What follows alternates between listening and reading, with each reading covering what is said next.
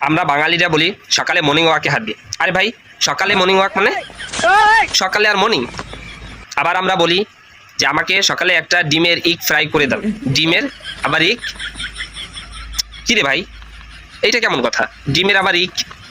আবার বলি আমাকে একটা ঠান্ডা কোল্ড ড্রিঙ্কস দাও। ভাই ঠান্ডা আবার কোল্ড, ঠান্ডা কোল্ড।